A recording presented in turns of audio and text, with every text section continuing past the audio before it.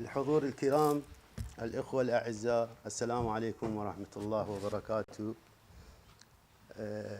أود بداية أن أتقدم إليكم بجزيل الشكر والامتنان على حضوركم هذا، وهذا إن دل على شيء يدل على التزامكم في الواقع بقضيتكم، هذه القضية العادلة التي ينبغي على جميع الأهوازيين أن يكون لديهم مشاركة ومساهمة في العمل الوطني الأهوازي، ونأمل هذا إن شاء الله، نأمل هذا الشيء. وأتصور يعني القضية الأهوازية في الوقت الحاضر، إذا ما أردنا أن نقارنها للسنوات الماضية، فأتصور الآن يعني جاي تعيش أفضل حالة وأحسن حالة، ونرى أنه في تقدم ملحوظ بالنسبة للعمل الوطني الأهوازي، وهذا طبعا يعود إلى نشاط التنظيمات والأحزاب والحركات والجبهات الأهوازية التي تناضل ومستمرة بعملية النضال من أجل قضيتها العادلة. فعلى كل حال، هذه المناسبة أو هذا الاحتفال اللي أقمناه هو في الحقيقة يعتبر أو من أجل الذكرى الخامسة لرحيل منصور الأهوازي، والرحلة السادسة لرحيل الأخ الرمز محمد نواصري، وهؤلاء في الواقع يعتبرون من رموز الحركة الوطنية الأهوازية اللي خلوا أو وضعوا بصماتهم في هذه القضية، وإن صح التعبير، وهذا يعني ينطبق على هؤلاء المناضلين، هو الرمز. فهذا لم يأتي من فراغ، وإنما جاء نتيجة لعملهم الدؤوب ونضالهم المستمر، وخلوا كل ما في حياتهم خدمة لقضيتهم وخدمة لأهداف شعبهم. فعلى كل حال فيستحقون أن نهتم بذكرى وفاتهم، ولو أنه المفروض، وأنا أتصور أنه يعني حتى أقترح أنا بالمستقبل هم على إخواننا في الحزب وإخواننا في حركة التيار الوطني الديمقراطي الأحوازي، أنه بدل من أن نقيم ذكرى لوفاتهم نقيم ذكرى لميلادهم، فيكون أنسب وأحسن. ولو أنه إحنا يعني ما نعبد الموتى أو يعني لدينا هذه الأفكار أو هاي التطلعات كما كثير يعني من الناس، وخاصة معروفة أنه النظام الإيراني أو الأنظمة الإيرانية الفارسية الشيعية كثيرا ما تهتم بقضية الممات والأحزان والنوع من يعني. فإحنا يعني الواقع يجب علينا، بما أنه هؤلاء المناضلين يعني عملوا الكثير من أجل قضيتهم، أنه نحتفل في ذكرى ولادتهم، فيكون أفضل وأنسب بالواقع. على كل حال، في أمور كثيرة وعديدة ينبغي التطرق عليها، وأتصور عندنا لدينا الوقت الكافي أنه نتطرق. هو بدرجة الأولى يعني أنه اللي يهمنا في الموضوع موضوع قضيتنا ونضال شعبنا. إخوان، أنتم كما تعلمون يعني وكلكم ملاحظين العمل الوطني الأهوازي خلال هاي السنوات تقريبا 10 15 سنة الماضية، حقيقة القضية الأهوازية يعني وصلت إلى مكان بحيث يعني فرضت نفسها كقضية عادلة، ليس فقط في الساحة الإيرانية وبين قوى المعارضة الإيرانية ونظرة النظام أيضا النظام الإيراني تجاه هذه القضية، وإنما على الصعيد الإقليمي والعربي والعالمي يعني بدأت تنطرح وبدأت تنعرف، ويعني وصار لها يعني إعلام حتى يعني تأثر من خلال هذا العمل تأثر الإعلام الغربي بالواقع، ونرى أنه بين فترة وأخرى هناك صحف مهمة عالمية تكتب عن القضية، مؤسسات عالمية تكتب عن القضية. فهذا طبعا يعني يعود لنشاط الواقع أبناء يعني أبنائنا القيارة اللي تمكنت أن تعكس حقيقة نظام شعبنا وتعكس يعني التضحيات اللي يعني ضحوا من أجلها شهداؤنا الأبرار اللي ضحوا بالغالي والنفيس، وهي أرواحهم الزكية يعني أراغت من أجل هذه القضية العادلة.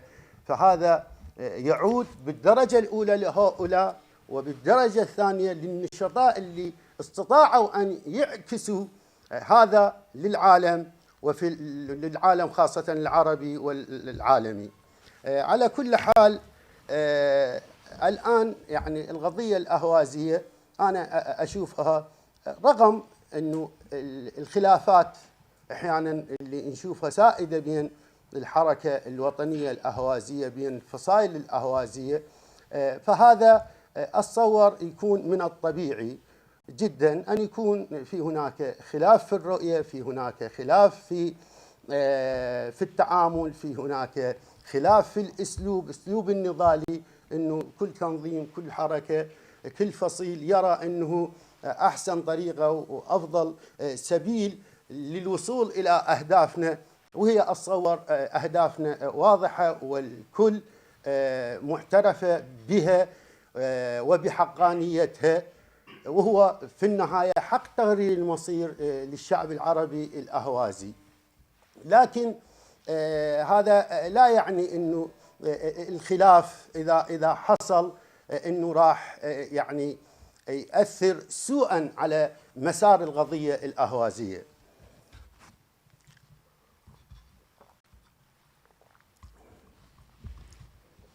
لكن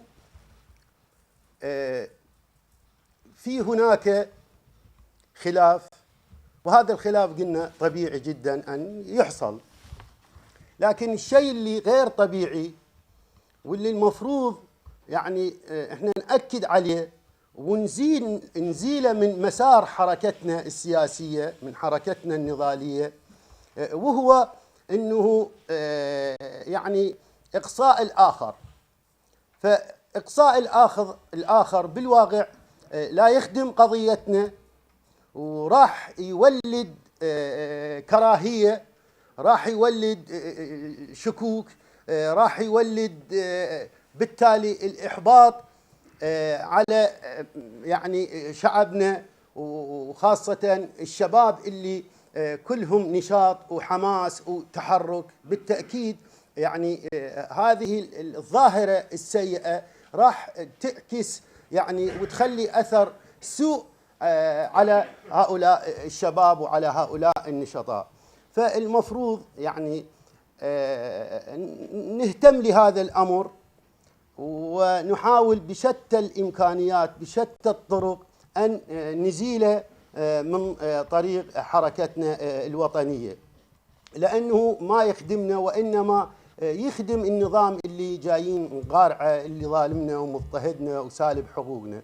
فعلينا أن نكون أذكياء كيف يمكن نتعامل على الأقل بهذه المرحلة اللي نعيشها، أنه نخلق مزيد من الوئام، مزيدا من الألفة، مزيدا من التفاهم فيما بيننا كقوى أهوازية أو أحوازية ناشطة. فهذا اللي المفروض إحنا نركز عليه حقيقة.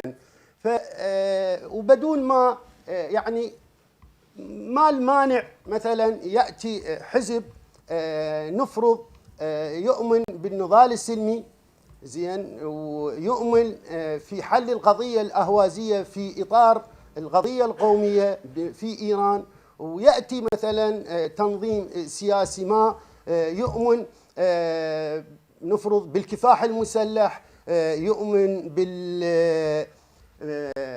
يعني يؤمن بالاستقلال أو يرفع شعارات استقلال، زين، وبمعزل عن مثلا الحراك الإيراني، وبمعزل عن ما يدور بإيران، كما أنه الكثير نسمع أنه إحنا لا ناقة لنا ولا جمل فيما يدور في إيران. فهؤلاء أيضا يستطيعون أيضا يعملون مع باقي إخوانهم اللي يفكرون يعني تفكير ربما مغاير لهذا التفكير، وهو مثلا النضال السلمي، النضال في إطار مثلا الحركات القومية الإيرانية، النضال في إيران، الاعتماد على طاقات وإمكانيات الشعب العربي الأهوازي، وعلى ضوءها مثلا يضعون خططهم الآنية والمستقبلية. على كل حال هذا من الممكن أن يتم هكذا عمل، يعني وهذا أتصور إحنا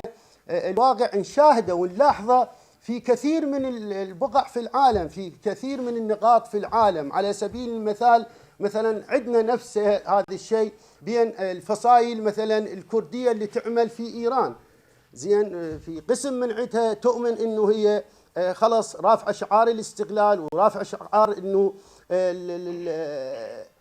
الكفاح المسلح، حتى تمارس الكفاح المسلح بين فتره واخرى، وتنظيمات اخرى تفكر مثلا مثل حزب التضامن الديمقراطي الاهوازي، مثل الحزب الديمقراطي الكردستاني، مثل كومله، مثل بارتي آزادي كردستان. فهؤلاء يؤمنون كما أو لديهم رؤية كما لدى حزب التضامن هذه الرؤية، لكن يعملون مع أيضا أو يعني أو في هناك نوع من حتى اللي احنا نعرفه الاتصالات والارتباطات والحوارات مع مثلا بجات، مع التنظيمات اللي تؤمن بالاستقلال. فهذا لا يمنع، لا يكون مانع ونخلق من عنده وكأنما هو هذا المانع، هو هذا الحاجز اللي يفصل التنظيمات الأهوازية. خلي تكون شو الضرر أن تكون لدينا رؤيتين، لدينا 3 رؤيات بالنسبة للعمل الوطني الأهوازي. فهذا أتصور ما راح يكون يعني مضر، ولا راح يصبح يعني يولد خلل على مسار القضية وعلى العمل الوطني الأهوازي.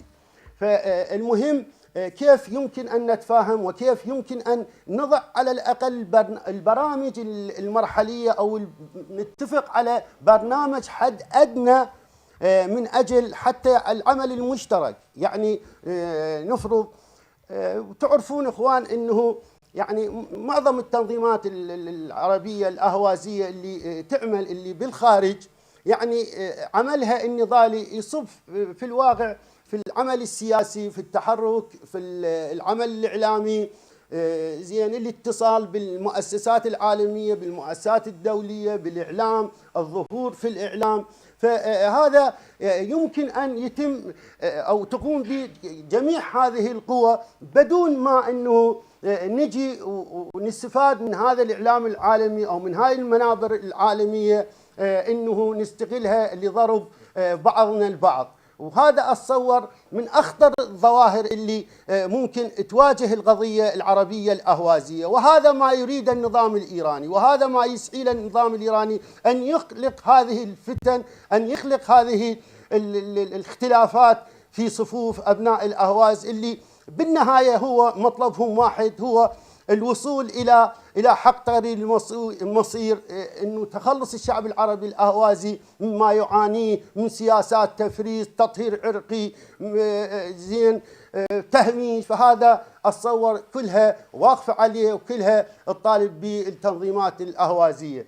فينبغي على هذه التنظيمات أن تخلق يعني جو أو مناخ بحيث يعني يسود الوئام، يسود الأخوة، يسود الثقة المتبادلة بين الجميع، زين، عدم يعني التناحر، عدم توجيه الاتهامات أو لهذا أو ذاك. فنرى أنه أحيانا وأقولها بكل أسف وبكل ألم أنه في هناك البعض اللي يسعى أنه يستغل الإعلام العالمي لضرب أخيه لضرب ابن جلدته، والإنسان اللي ينبغي أن يكون هم يعني في خندق واحد ولو أنه اختلفوا في التفكير في الرؤى في رسم السياسات من أجل العمل ومن أجل عملية النضال. على كل حال فهذه الأمور المفروض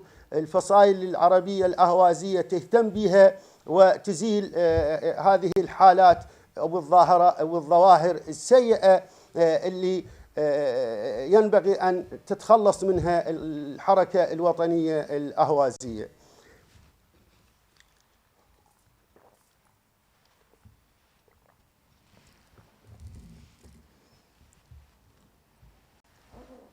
عملية النضال إخوان في الحقيقة ما هي سهلة، وطريق النضال وعر،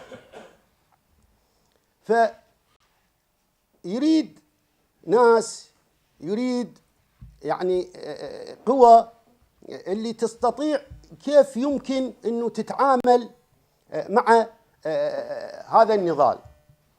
وهذا النضال بشكل طبيعي يمر بمراحل، فأي مرحلة اللي يعيشها أي شعب مثل الشعب العربي الأهوازي تتطلب الأدوات والأساليب المناسبة اللي تتعاطى مع المرحلة اللي يعيشها. يعني ما يجوز يعني إحنا نجي نستفاد من الوسائل والأدوات اللي كنا نستفاد منها كمناضلين، وكنا في جبهات وتنظيمات سياسية أهوازية اللي كانت تناسب تلك الفترة مثلا في السبعينات وبالستينات وبالخمسينات، ونجي نطبقها على المرحلة اللي احنا الآن نعيشها. وحتى بالنسبة لموضوع التكتلات العالمية الآن اختلفت، التوازنات العالمية الآن اختلفت. إذا يوم ما كان هناك شيء اسمه مثلا معسكرين في العالم، المعسكر الرأسمالي من جهة والمعسكر الاشتراك العالمي من جهة، فهذه الجهات كانت لديها برامج وكانت لديها تطلعات من أجل رسم سياسة العالم. فكانت مثلا على سبيل المثال الحركة الوطنية العالمية كانت دائما تدعم وتساند من قبل مثلا المعسكر الاشتراك العالمي أو الكتلة الشيوعية العالمية اللي تسمى الحركة يعني حركة النضال العالمي بالواقع تسمى هاي نفسها. فكانت حركات التحرر الوطنية تاخذ دعمها من هذه الكتلة الواسعة اللي هي النظام الاشتراكي العالمي، وعلى رأسها كان الاتحاد السوفيتي وتاخذ دعمها من هذا. فكانت بشكل طبيعي بما أنه مدعومة من هاي الجهات كانت تاخذ الدعم والمساندة. ولحد السبعينات الواقع والثمانينات ما في شعب من الشعوب تحرر، ما في حركة يعني ناضلت ووصلت إلى بر يعني الانتصار إلا وأن كانت مدعومة ومساندة من قبل هذا المعسكر اللي كان فيه مثلا البلدان الاشتراكية كانت تمثل البلدان الاشتراكية، الأحزاب الشيوعية في البلدان الرأسمالية، حركات التحرر العالمية. فكانت هاي الكتلة كلها مع بعض وتشكل توازن. فهناك كانت كتلة اسمها رأسمالية، الكتلة الرأسمالية هذا اللي أخذت أيضا فترة كانت تتصارع مع الكتلة الأخرى اللي ضمن الحرب الباردة، وكانت تدعم الكثير من الأنظمة الدكتاتورية، الأنظمة المتسلطة. مثلا نفرض على سبيل المثال النظام الشاه الإيراني كان مدعوم من قبل هذه الكتلة، وكثير من يعني الأنظمة والحكومات الدكتاتورية كانت مدعومة من هاي الكتلة. لكن بعد يعني التسعينات يعني بالواقع من القرن الماضي تغيرت الحالة، تغيرت الصورة نتيجة بالواقع انهدام أو انهزام الكتلة اللي تعتبر الكتلة الاشتراكية العالمية أو الحركة ما تسمى بالحركة الثورية العالمية. فعندما انهزمت بالواقع تغيرت الموازين. فكثير من الأمور اللي كانت موجودة في السابق وتتطلب أدواتها اللازمة واللي تتناسب مع المرحلة تلك فتغيرت.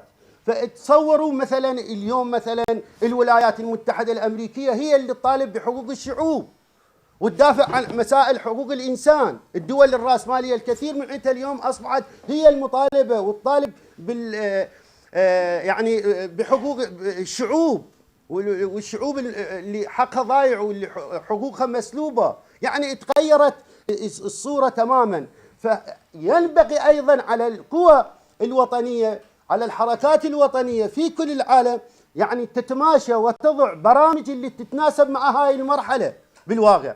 فعلى سبيل المثال تصوروا مثلا عندما حضروا اخوانكم من الاهوازيين مع باقي قوى تابعه للشعوب غير الفارسيه في اخر مؤتمر للامم المتحده في مقر حقوق الانسان في جنيف، اللي حضر الاخ ساعدي وحميد صالح من عندنا والاخ علي ابو جراح. ف يعني كانت الصوره والاشياء اللي يشوفونها او شافوها تختلف تماما عن ما سبق. مثلا كثير من البلدان الراسماليه بالواقع البلدان الغربيه هي اللي كانت تطالب وهي اللي كانت